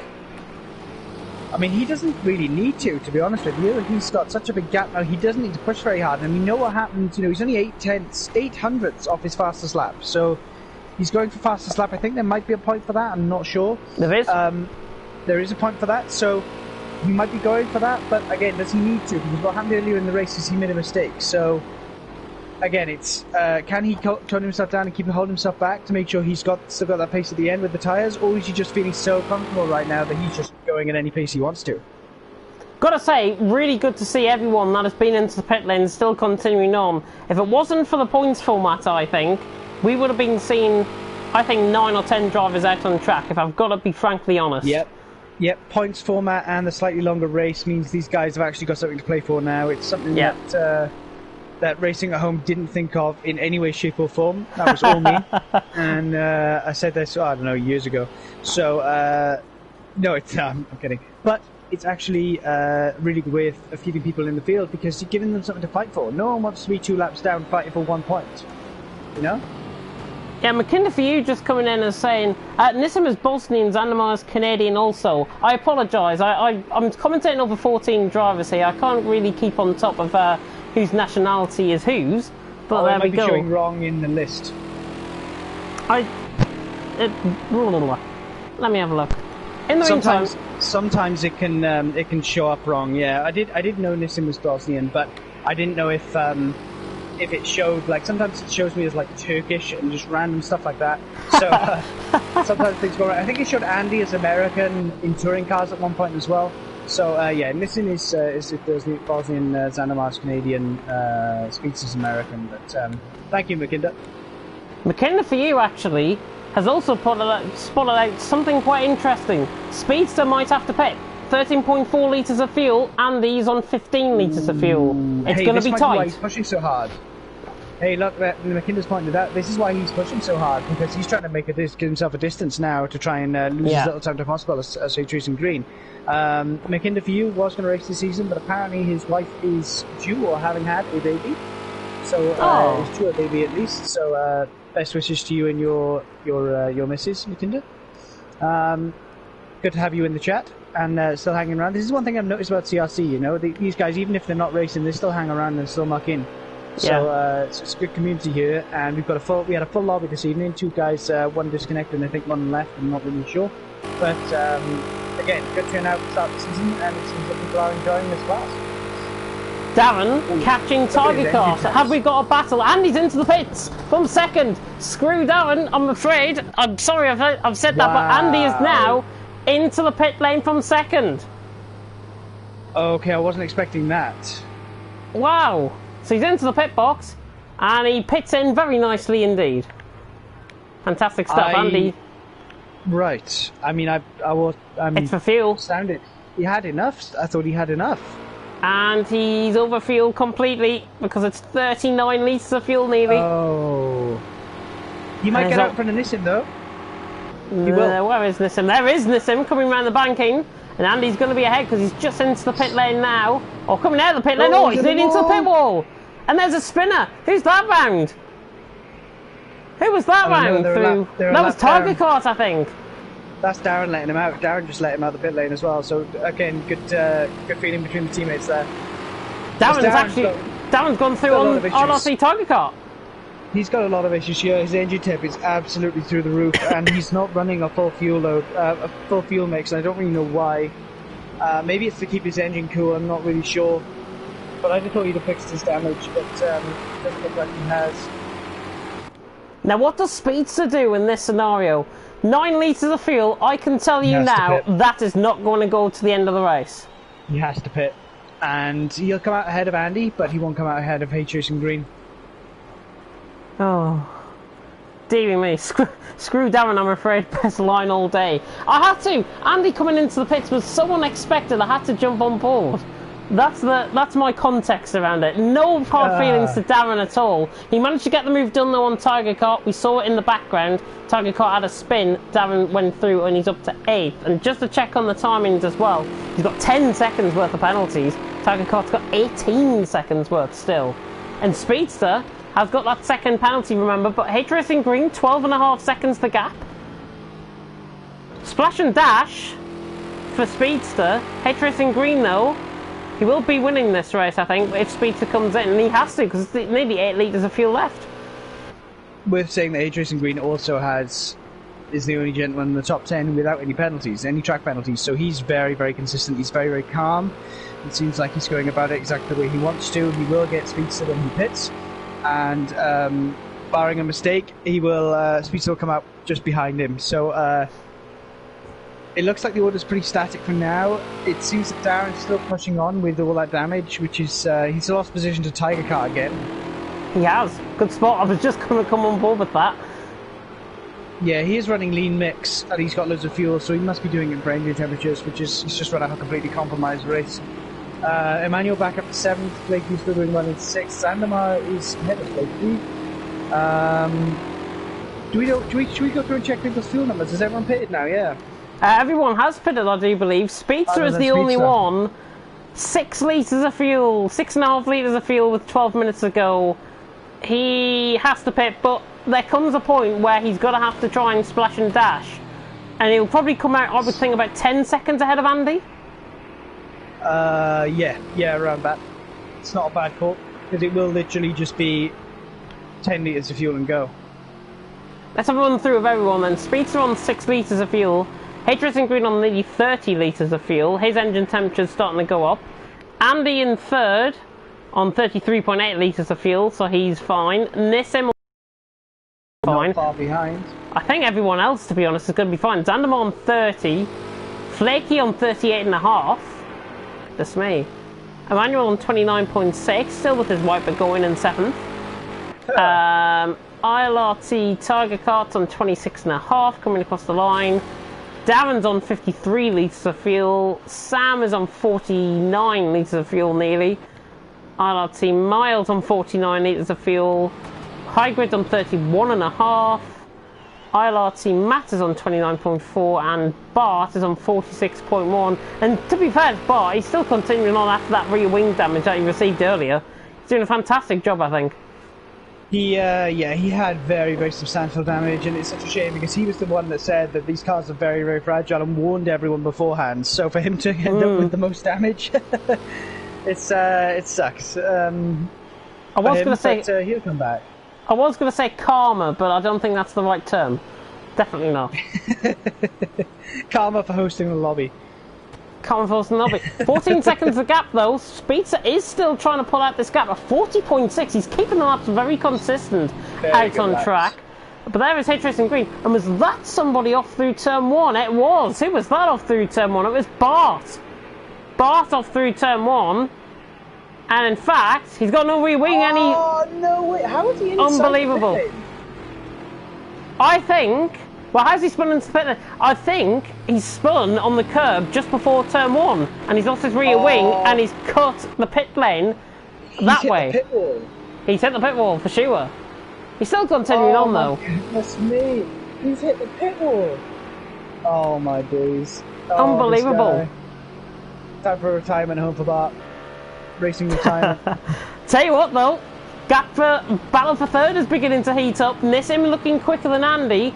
Andy is just shy through turn 1. There is Andy, there is Nissim, and it's 1.8 seconds the gap out on track. Nissim is closing in on Andy, and this could be potentially P3. Nissim is really got the he's got the lights on. He is ready. He's got the visor down, and he is tunnel visioned on Andy. He wants that position, and I don't know how hard Andy will fight for it. Andy definitely wants the podium, but I think he's got more penalties again. Let's have a look. It is Andy with a second worth more than Nissim. So Nissim doesn't even need to overtake him, but I think he'll try it. But unfortunately for Andy, he's just not. You can see the difference in lap times there. It's only half a second or so. Speedster's in. Such a large lap, that's a lot. Speedster's in. Here comes his team. Speedster's in. His team actually weren't ready for him, which is quite surprising. And he's going splash and dash. He's going splash and dash. There's H Racing Green, so H Racing Green's out in front. But Speedster now can put the hammer down, and the guys, Andy and Nissim, are just coming through the bus stop now. So Speedster obviously going to be out in second place here quite easily. There's another car coming into the pits in behind. I think that's Bart coming in, if I'm not mistaken. Yeah. Speedster is out of the pits in second. Very tight pit lane here as well at Daytona Road Circuit. He's out of the pit lane, and there's the two cars of Andy and Nissim. Just about to come to the start-finish line on your race map now, and you can see Speedster probably out ahead by about 10 seconds. 10 seconds dead on. I mean, you wouldn't really. Speedster hasn't really lost much with his pit crew not being out. It does cost you a second or so if they're not ready. Obviously, he didn't radio in first, or he radioed in late. But in the grand scheme of things, being 15 seconds behind Harry, it's not done a massive amount of difference. That was always his plan, because he obviously had a pit lane strategy set up to just put that splash and dash in. And he did a very good job. He just lost so much time in the early part of the race. Unfortunately for him, he's not really going to challenge Harry now for the rest of the race unless there's a mistake, but Harry will win all race. So this is the battle that we're focused on now between Nissim and Andy. Nissim's done a very good job here. He had significant damage. He got pushed right down to the bottom of the top 10 in an incident that involved an annual, but Andy and Darren came off slightly better. Nissim then has overtaken all of the people. I think he's overtaken everyone from 10th upwards, right? He has. I think he's passed all of those people, and now he's in this position. So he was looking forward to this season. He did sound confident when I spoke to him earlier, and he's really showing that he can cut the mustard. He can race with these guys, and he's doing a very, very good job. To come back from where he was, him and Speedster, really sort of drivers of the day, really, in terms of what they've done with the race. You could say Harry's been driver of the day because he's done such a flawless job. But then to come back to the back with such damaged cars and to repair the damage, keep going, they've done a very, very good job. Yeah, Nissim the Bosnian on the back of Andy the Scotsman. I didn't get his nationality right this time, so that's the first time I've got it right tonight. Nissim is on the back of Andy though. And the Bosnian trying to find a way through here on the Scotsman. You can see right on ball with him. Obviously no wiper going. Oh, and Andy spun! Andy has spun out of third position, and that grants Nissim third. Unfortunately, he just got a tail happy out of turn 1 and 2, and Andy's round into the wall. He's got front damage. Nissim throws up the third. Not the way he wants it, but he'll take it anyways. Absolutely, yeah. And Andy had to look at things there. He had to look at how much pace he had, how much he needed to push, and because Nissim was so close, he was probably going to get that anyway. So, but Andy put it all on the line to save that third place, which is what you're going to do. You know what I mean? If you've got a podium in your hands, you're going to put it all on the line to keep that podium. And unfortunately, he's lost out. You don't always lose out. You make mistakes. First round of the season, he's just touched the grass here, and the grass looks nicely mown and all of that, but it's so slippery at this track. It's so slippery, especially when you've got the car so loaded on the exit corner on that rear right tyre. You literally take away one ounce of grip there, and the car's just spun around, especially with the engine so far back and all of that mass so far back. It's so difficult to save the car, and once you start having these cars broadside, the aerodynamics don't work as well. So you're just losing the more slip angle you've got. And unfortunately there was a wall there to catch Andy, and he will now have engine damage, he will have front suspension damage, he will have aero damage. I'm surprised he's still got his lights, to be honest with you. He has to continue though. I think continue on. It's pointless coming into the pit lane to try and get that repair, because that repair could be 30 seconds alone, possibly. Like coming into the pit, coming out, getting repaired and then coming out the pit could be worth 30 seconds. It's not worth it. Andy has got to continue on, and he is doing so. Speedster in the meantime has lost time actually to H Racing Green. It's 17.2 seconds. The gap currently out on track. Gap just going up now. But we have got a developing situation. Well, I said that, and Sam's mile up the road, so my timings are going a little bit haywire here, but Sam is about 4 seconds ahead of Darren. It was 2 seconds, that's why I came on board with it for, but Darren now is 3 seconds off. He's trying to get to the end of the race in a good point scoring total for 10th. And LRT Mael as well. Where is he? There he is, down in 11th position. Another debutant here tonight. Frenchman has done a phenomenal job, I think, for the LRT team in 11th position. Again, these guys could have easily retired out of the race if it wasn't for a reformed points format and a reformed race structure with it being an hour race. it's been an excellent race, and there's been fights up and down the grid. We've seen a good battle, but we also saw a big split in quali, and it was really interesting to see those guys. You know, Flaky was on the back end of that split. We were sort of a second away from the times. He's then, because it's so long, and because there were so many opportunities to make mistakes, he's pulled himself back up. Same with Mile here. They've done themselves well. The people pull back further up. Sam's, the Darrens, they've had instances and drop further back. So it's really interesting to see now with this new format and the way that we've restructured things in CRC that these guys are getting a shot, and that means that more people are enjoying themselves. So the racing's better. Same guys winning every week. No one wants that. Even the guys that win every week, they say, "No, I'm here to fight. I'm here to race with people, and I want to make stuff great. I want to have fun." So it really is a completely new step, and it looks to be a good direction here. Yeah, Matter on the back of high grade. I'm going to instruct you in a couple of minutes' time to get ready to send the top 3 their party invites for interviews. We will be conducting driver interviews at the end of this race. I forgot to mention that to you before we started, by the way. But Matter, in the meantime, is catching up to high grade. This is for 12th position. This is only for 4 points, I think, out on track, but Matter is beginning to visibly get in on high grade, and high grade obviously hasn't had the greatest race in the world. Neither has Matter, and that's probably why, because he's just nearly went wide through turn 1, but he is catching him, and it could still be a battle towards the end of the race. I mean, we've only got 2 minutes to go, and these guys will likely be embarking on, what, their penultimate lap of the race, possibly. Oh, and Matter, I don't think he even cares about track limits there, goodness me! Full ran across, kicking up dirt on the exit as well. Just having fun, I guess. I don't really understand. He may as well. He may as well. He's got 2 minutes ahead of Bart, and he's 4 seconds off. To be honest, I think Matter should just knuckle down and try and get on with the job and try and get high grade. He's flashing at the lights. I think he knows we're on board with him, to be honest. Yeah, 2 minutes. I don't know. He's not really got enough time. It's so tough, and for him and like Bart and things at the back of the pack. That's why these new points are just so important for these guys to have something for turning up and continuing to race. You know, should be rewarded for that. But it's all a bit stagnant at the moment. Everyone's just sort of, it's all fizzled out. All the pit lane antics have stopped. People have made their mistakes. They're just settling in, trying to get what they can now.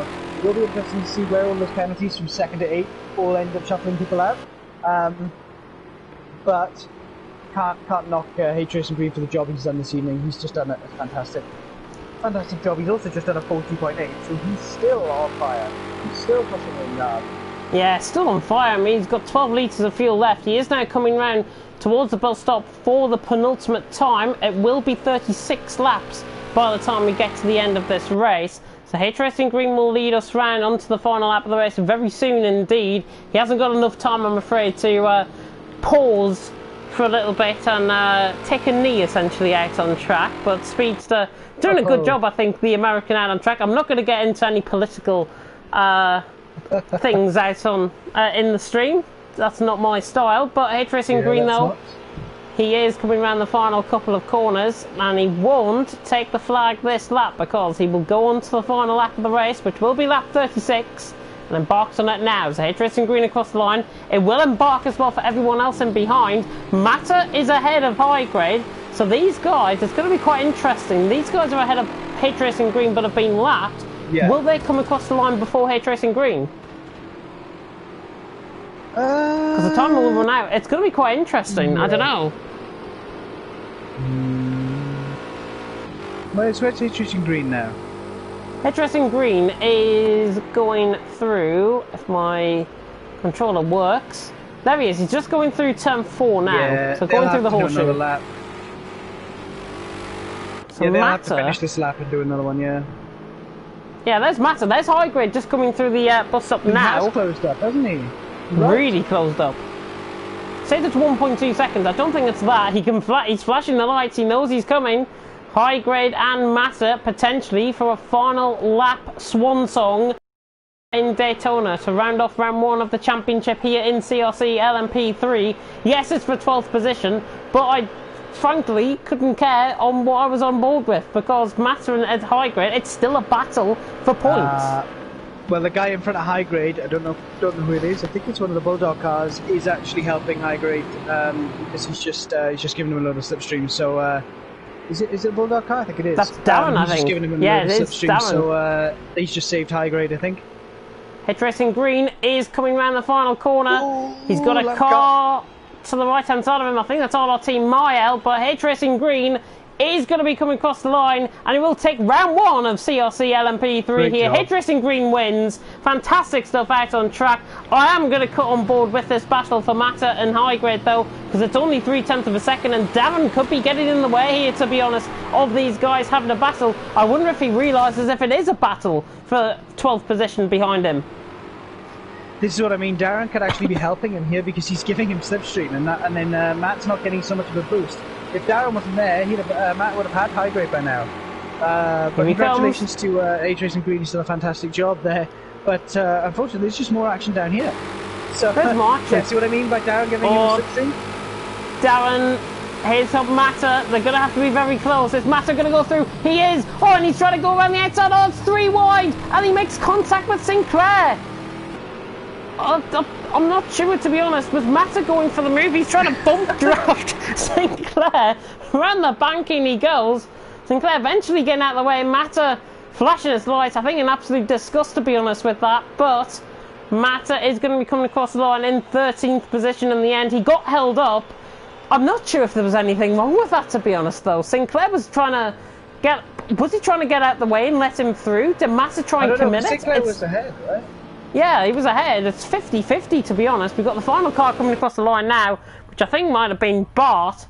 But we'll run through the full running order now. Hitch Racing Green takes your win from Speedster in second. Nissim has finished in third, with Andy in fourth. Good run from Andy, actually, picking up damage late on, but did a fantastic job, the Scotsman, in fourth.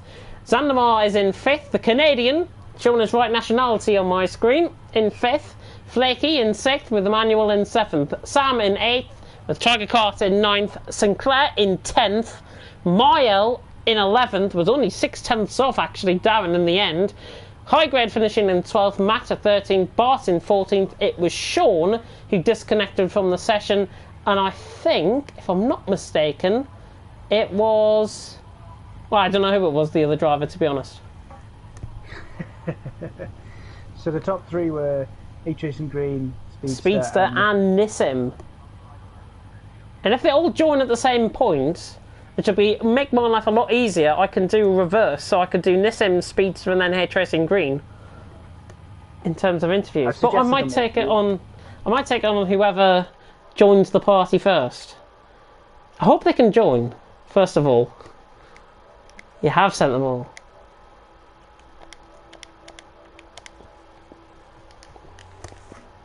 In the sort of last 15 minutes or so, but it was really good because then we had those little battles catching up towards the end where someone had damage, someone else didn't. They were faster in a straight line, someone else had more fuel, someone else didn't, maybe better tyre wear.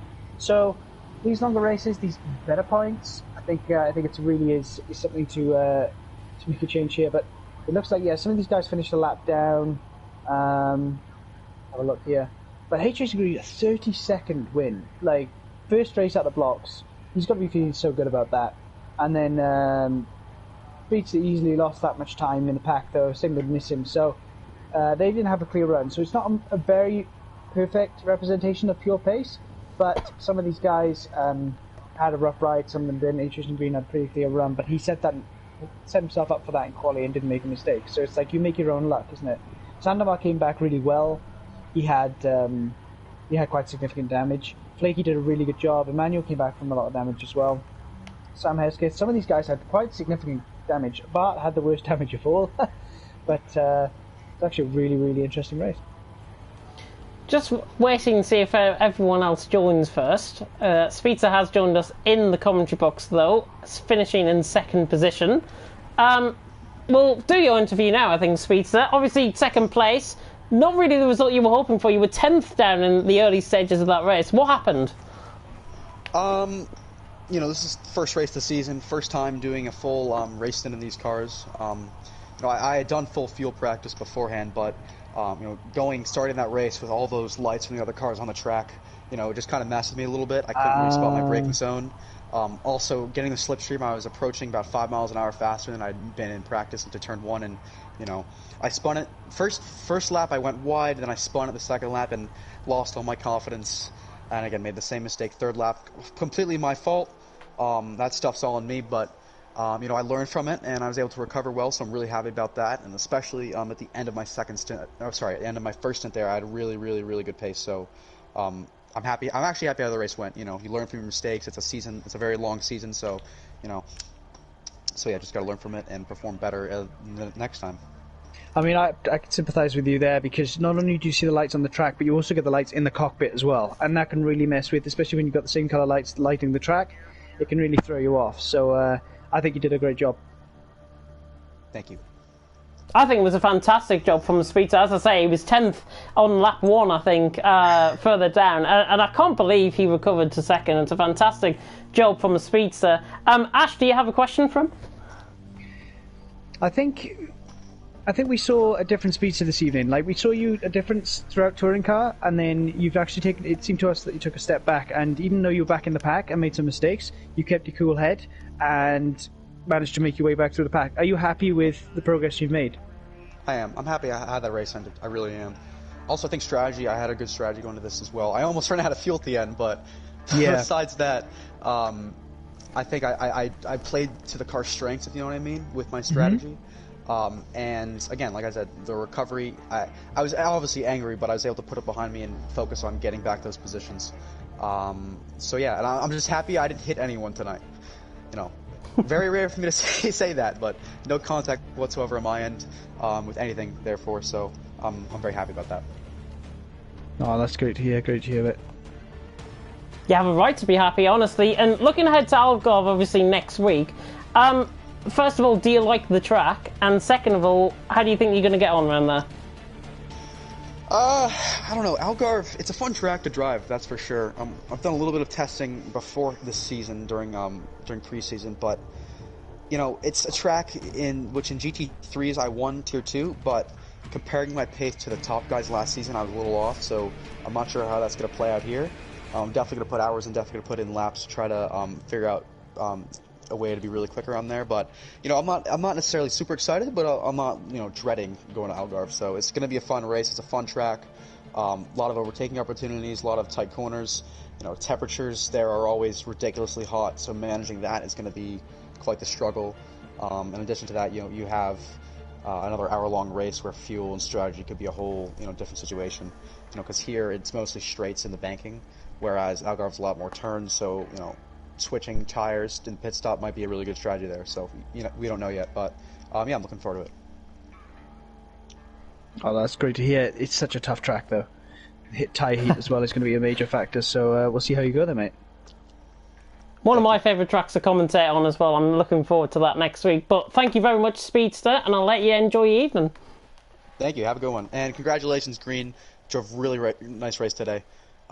Really well. Mistake-free race, just what I've seen, but great job. You deserve that win. And you did well. You did really good as well in this one. Yeah, fantastic drive from you, my friend. Thank you. Have a good one, guys. Thank you. See you. See you. I believe we have got Nissim here as well. Third place finish for Nissim here tonight. Tell us about your race. Fun race. I liked it. Going through the field, it's pretty much, I don't know, nothing really interesting happened. I spun once, hit the wall, got a bit of damage, so I pitted earlier than I wanted to. And once I ran a bit wide, trying to avoid some car in front. But other than that, it was pretty much a decent race. Car felt a bit different than it did in practice, but that's, I guess. Yeah, sometimes that happens. But we saw you. We saw you right up the front, and saw you fall back, and we were like, well, he's obviously got quite a lot of damage. Saw you pit in early, and it was to get yourself out of that pack, get yourself some clean air and some clean wings. And the way you came back, though, it was mostly the lack of straight line speed because of the damage. So I was losing a lot of time to the cars that I was supposed to be lapping, and I couldn't lap them on the straights. So yeah, I think the smartest decision I thought was to just pit early and then lose track position, but at least have competitive car in the straights. Thinking on your feet, and then you leapfrogged everyone once they started making their stops. Then, so you made a good call, and you made the best of a bad situation, I think. Pretty much. I don't think it's much of a bad situation. It was just a mistake that I did because I got a bit distracted. Yeah. It's understandable. And then when the car feels different as well, it's very difficult to keep your head together. It's difficult to it's difficult just to keep going when the car feels that little bit different. It's so frustrating between practice sessions. I think it's something to do with the live track The treatment curbs were a model bit different. Couldn't attack the curbs as much as I did before. I don't know why that was the case, but So strange. noticed it early enough to avoid the curbs later on in the race. Yeah. But yeah, pretty much fantastic other result. than that, good race. Sorry, Nissim, go on. Yeah, other than that, good race. I had to let you end off that point, to be honest. I didn't want to cut in on you there. But obviously, third place finish for you. Looking ahead to Algarve next week, how do you expect to go around there? The track itself is pretty fun. Ups and downs, left and right. Completely different to this track. Pretty much the opposite. This one's just flat. So that was going to be nice, or at least I hope it's going to suit me a bit more, because I like those up and down hill kind of tracks. But yeah, I've always had my issues on that track for some reason. In this league, there's always something happening. So let's hope next week won't be the case. Let's hope it's clean out on track next week in Algarve, because I can imagine what it's going to be like next week, to be honest. Better. Better, I think. Usually the first race of the season in this league is the worst race of the season for driving standards, and this wasn't actually that bad. So, yeah, Algarve should be okay. I think it should be fantastic. Nissim, thank you very much. Enjoy your evening. Thank you, guys. And we have got, as well, the man of the moment with us, H Racing Green. It was quite dominant from you in the end. Talk us about your boring race. Yeah, I mean, it was a bit boring. I mean, I was quite surprised to get pole with my first lap. I'd heard, people have been saying, I'd heard that people were saying they were doing sort of mid-high 38, so wasn't expecting pole. Was expecting to need to fight at the start, but was quite a happy surprise, and that sort of dictated my strategy. So I put less fuel in than I had originally hoped, because I thought I was going to be starting a bit further back and thought I'd need something to fight with, which was why, if I'd known, or if I was confident in getting pole position, I'd have put more fuel in and gone as long as Speedster did. But in the end, it didn't make much difference. Couple of hairy moments with back markers. Yeah. Had Emmanuel and High Grade, I think, come together right in front of me, which was interesting. But other than that, yeah, it was pretty good. It's just taking it cautious to make sure I didn't throw anything away. It was really interesting to see you. I think you were one of the one or two drivers who didn't get any penalties. You definitely only got in the top 10 without penalties. So we were discussing pre-race and during qualifying how you've got more experience. You've got experience across a range of games, and this isn't your first LMP3 season. So we were really interested to see how you went up against Speedster, even though you were quite tight on pace, how both races went. And you made the best of a good start and just didn't make a mistake through the race. You took your pit stop well and just cracked on, and in your lap times are so consistent. I mean, if that's taking it cautiously with lap times like that, then there's still pace to come. And it was just a really good job to see you, because you've had flashes of brilliance in the GT3s, even though the Bentley wasn't a very competitive car, and then in the touring cars, then you were sort of mid-pack, maybe to the back of the top 10, especially in the last race where you didn't have much practice, and then you've come in here absolutely out of the blocks, fastest guy going, and that's the thing. You can say that you're doing this, that, the other in practice, but when it comes to the evening, when your arms are shaking, you're all clammy, that's when you've got to put the time down, and you did. You were on pole. You were on pole by a decent margin, a tenth and a half, and just controlled the race. So really impressive. Yeah, thank you. Yeah, it's I've driven Daytona a lot in a variety of different cars. It's definitely one of my stronger circuits. I've not typically done that well here, but I know it very well. So knowing, for example, I heard a lot of people complaining about where they were getting slowdowns and stuff, and I've sort of over time, I've driven this track so much, I just sort of know where you can and can't push it, and where it's better to take it easy and things like that. And yeah, I prefer a faster, higher downforce car, so it comes to me quite naturally in these things, as opposed to in the GTs and touring cars, where I had to try quite hard to get up to a decent pace. In these, it comes quite naturally to me, so that's sort of promising for the rest of the season, I suppose, that even with relatively easy, that I've got a little bit in hand. Yeah, as well as this isn't, you just said that you know this track quite well, but it's not your stronger one, so would you say Algarve is a stronger track for you? I've only ever done one race in it, and that was in an LMP2 about 2 years ago. And I like it a lot, and I think I can be strong there. But it's about it's a lot of it's about consistency when it comes to a track like that, which I maybe haven't done as much as somewhere else. But I've certainly got tracks later on in the calendar that I know are certainly some of my absolute favourite, strongest tracks. So definitely trying to just be consistent at the ones where I'm not so strong, and then maximise where I have got an advantage. Yeah, and it looks like you've got a really strong head on you, and you're going to be formidable target for Speedster to go up against this season. And you've got Nissim and are going to give you a run for your money. And it will be interesting to see when Racing at Home comes back next week how much of a challenge he's going to pose as well, because he's quite a consistent, strong hand with practice at multiple tracks in various different classes. So you two are kind of roughly in a similar boat there. So that'll be really cool to see how you both go up against each other too. Yeah, absolutely. Yeah, I'm really looking forward to it. Actually, I've been looking forward to the season for a while, and that's just sort of compounded that. I know, yeah, Jake's really quick in P2s as well. I've had a lot of experience racing him over the years in those. Cool. So yeah, hopefully it should be a really great battle. Obviously, Speedster's an incredibly fast guy, and Nissim's very quick as well. It's just going to be long run and keeping your head together, I suppose.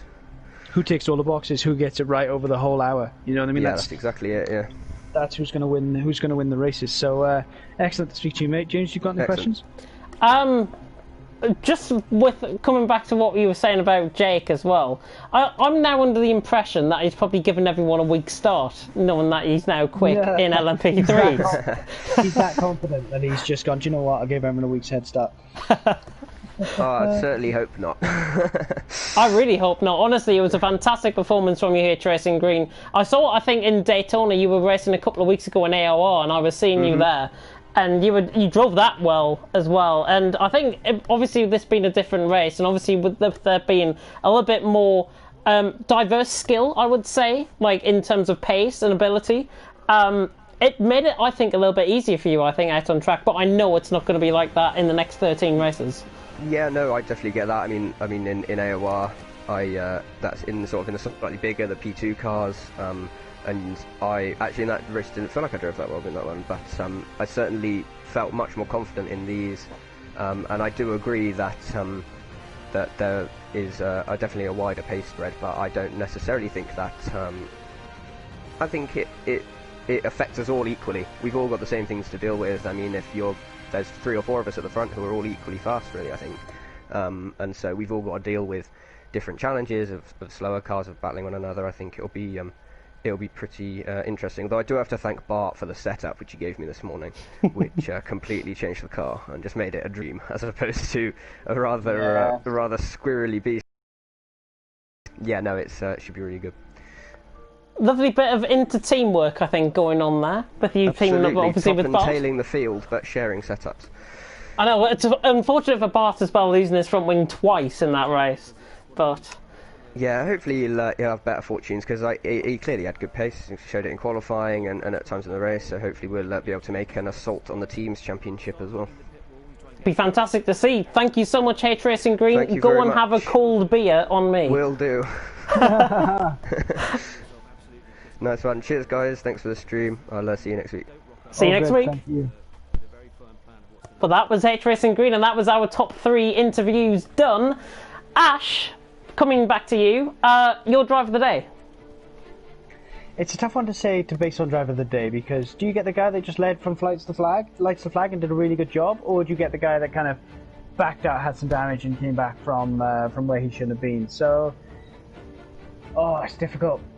You can time them if you want. Green. I was gonna say Nissim, because he had damage, made the pit stop, was on his feet, and came back. But if you win the race by 30 seconds, it's got to be Tracing Green, right?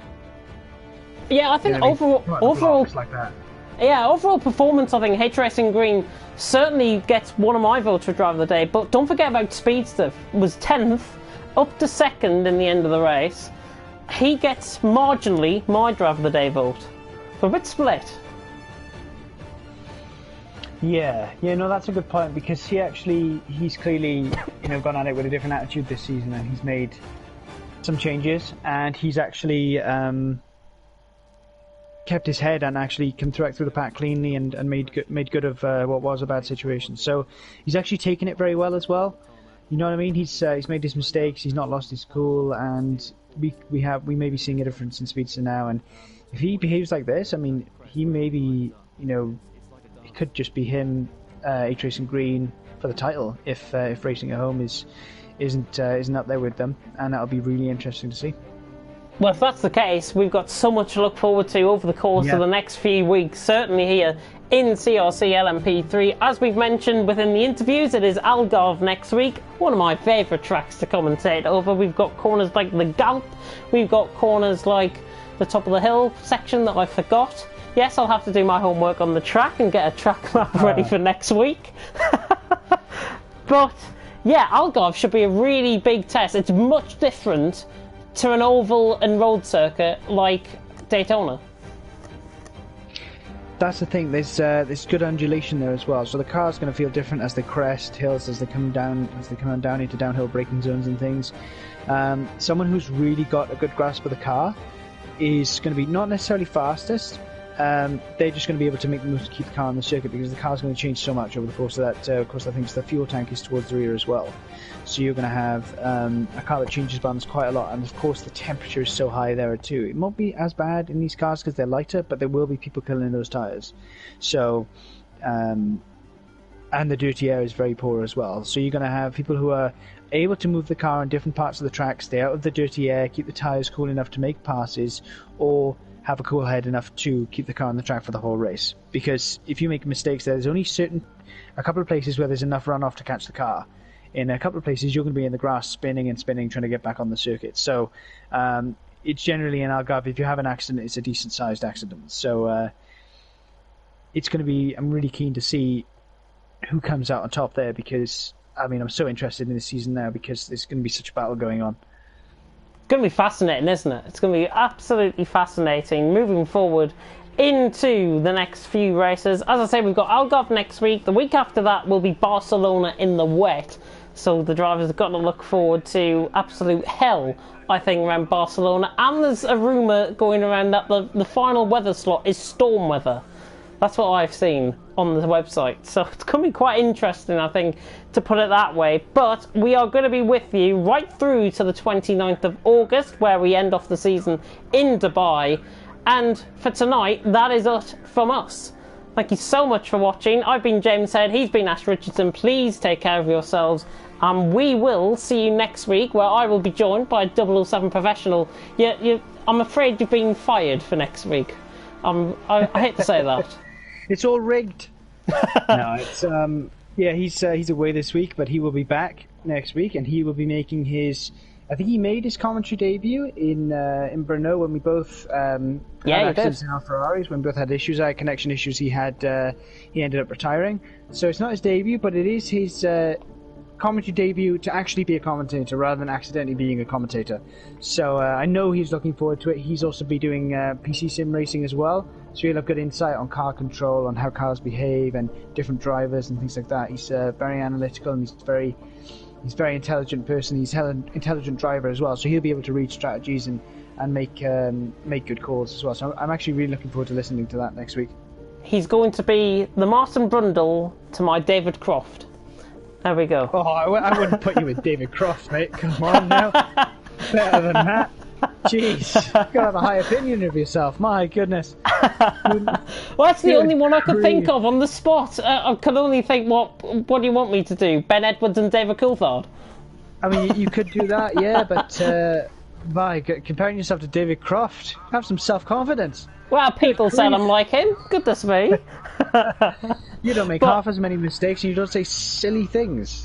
David Croft's all over the place. Didn't get a clue. But no, anyways, I know what you mean, yeah.